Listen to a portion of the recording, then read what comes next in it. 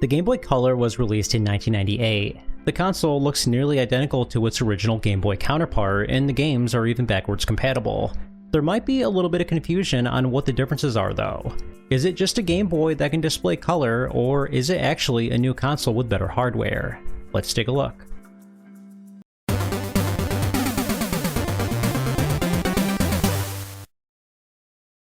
What's going on? It's Podrez coming at you with another video. Alright, if you want to join me, Groupie Gravy, Grizzly Adam, Panther Zero, Blue MSX, Sky, just go to discord.podrez.net or click on the link in the description. This will be a fun topic. Let's talk about the Game Boy Color.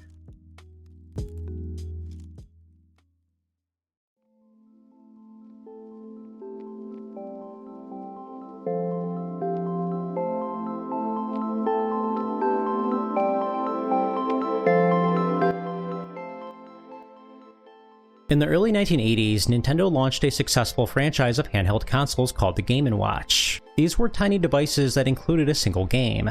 Nintendo would show off innovative features like a D-pad and a clamshell design with dual screens, kind of like the Nintendo DS. While these were cool for the time, the hardware was very primitive and you only got one game on each unit.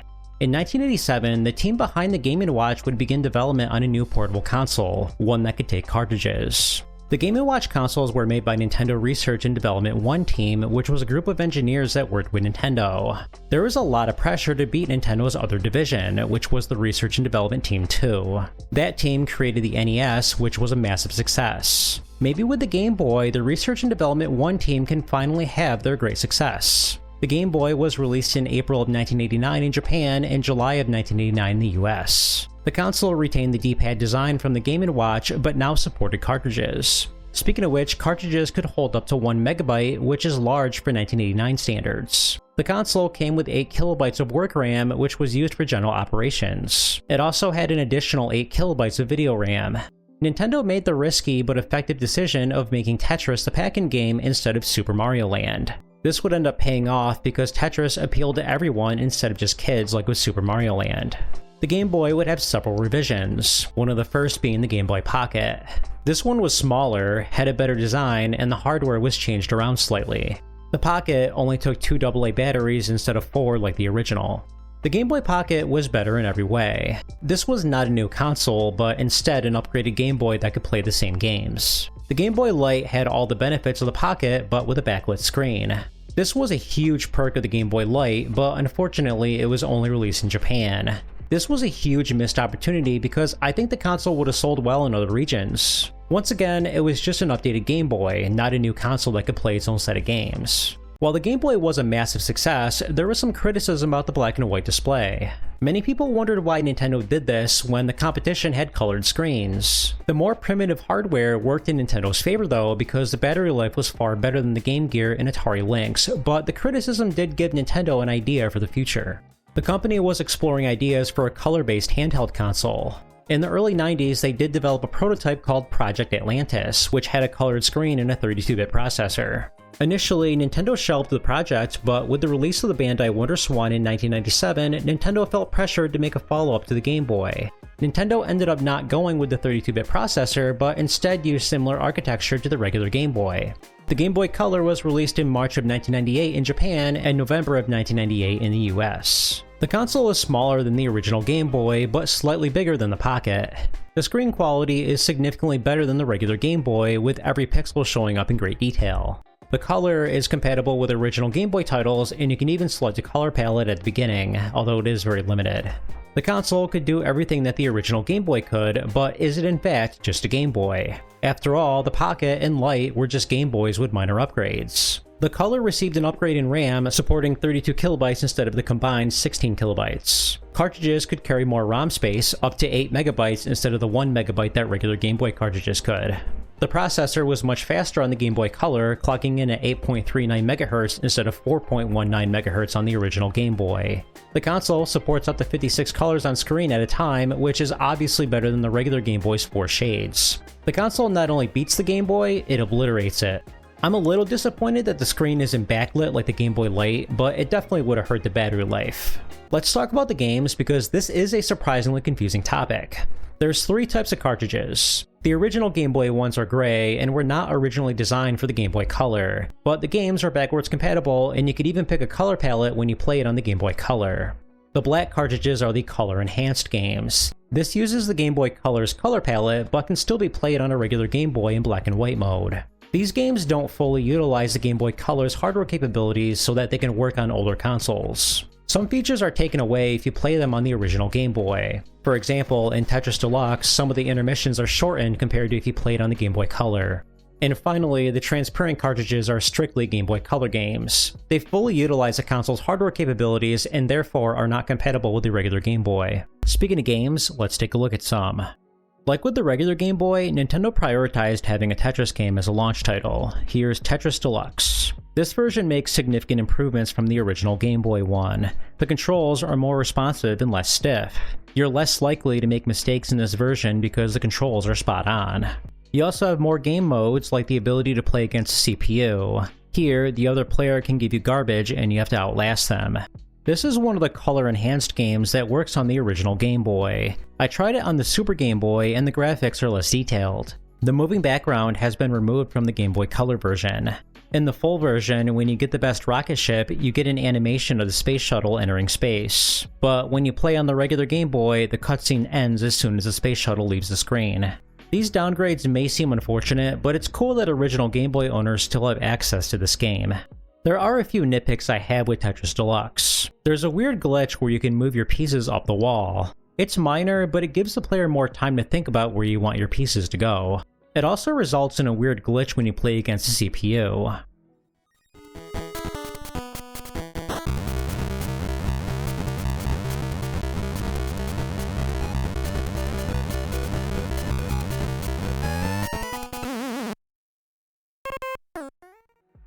The game is easier in general. In the higher levels, the pieces hang at the top for a second before they drop. Even though it's brief, it does give you time to think.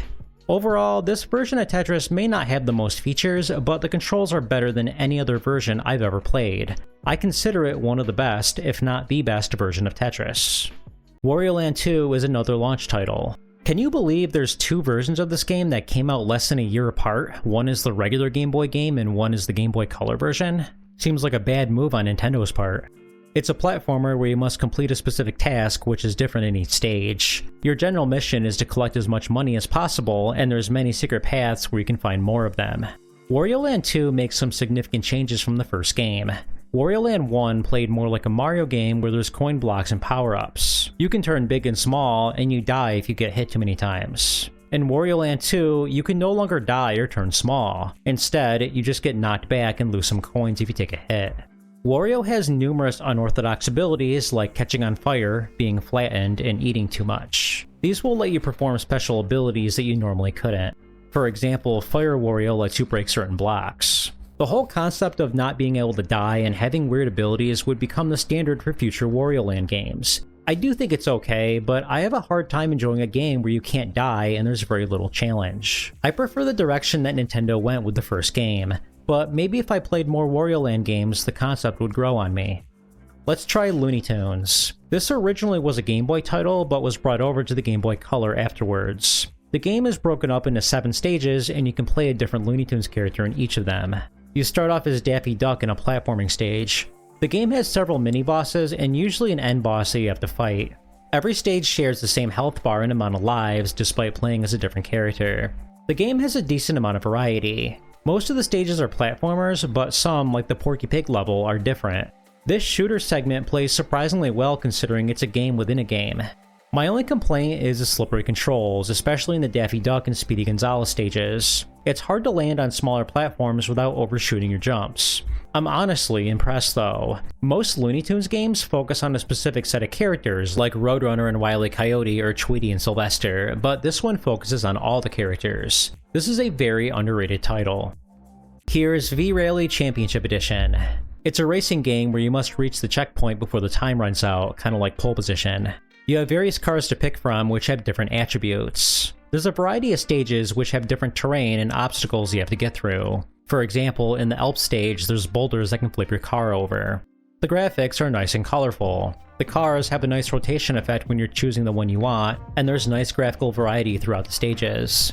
This is one of the transparent Game Boy Color cartridges that doesn't work with the regular Game Boy, so we see the full power of the console here. Unfortunately, this game gets boring fast. It's way too easy, and there's no background music to hype up the gameplay.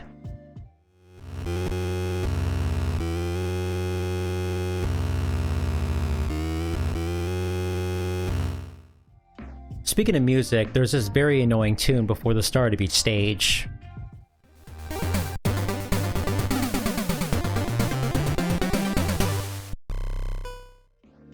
The game will give you a password every time you beat a certain number of stages. The first password is fast, which makes sense, but the second password you're given is food. Are they trying to send some kind of subliminal message here? This is playable, but nothing special. Let's try Kirby Tilt and Tumble. It's in a top-down perspective, and you control Kirby by leaning your Game Boy Color in a specific direction. The commercial gives you an idea of how it works. I remember being blown away by this when I was a kid. Not only can you make Kirby move, but you can also make him jump. If you fall off the course or get hit too many times, you lose. The game is not as hard as it might look. There's plenty of on-screen instructions and arrows that tell you what to do. You also start out with tons of lives, so it's very lenient. Sometimes it's hard to line up your jumps properly, and I fell off the course numerous times in my playthrough. But because of how many lives you get, I was able to make it through. This is a surprisingly ambitious title for the Game Boy Color. There's a few other titles worth mentioning. Super Mario Bros. Deluxe is a remake of the NES game. The original levels are here, but you also get the ones from Lost Levels and other bonus content. Imagine being able to play the original Super Mario Bros. On a portable console. Now you can. Dexter's Laboratory Robot Rampage is a funny ROM hack of elevator action. It's like the original arcade game, but with weapon upgrades and more levels. It makes no sense to include Dexter, but it's still a decent game. Mr. Driller is a fun puzzle game where you must travel down by breaking blocks of the same color. If you run out of air or get squashed by a boulder, you lose. This is one of my favorite puzzle games, so I'm glad it was ported over.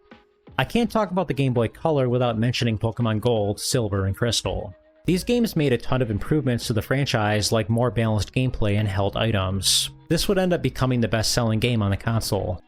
The Game Boy Color would end up being a commercial success. The Game Boy Advance would eventually fulfill the dream of being a 32-bit console with color. The Game Boy Advance SP took things further and offered a frontless screen.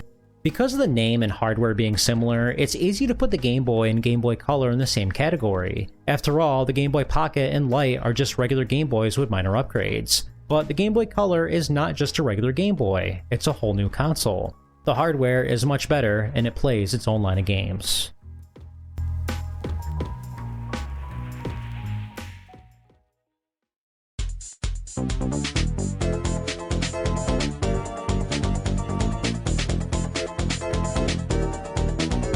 Hey, I just wanted to thank you so much for watching this video. If you made it this far, hit that like button.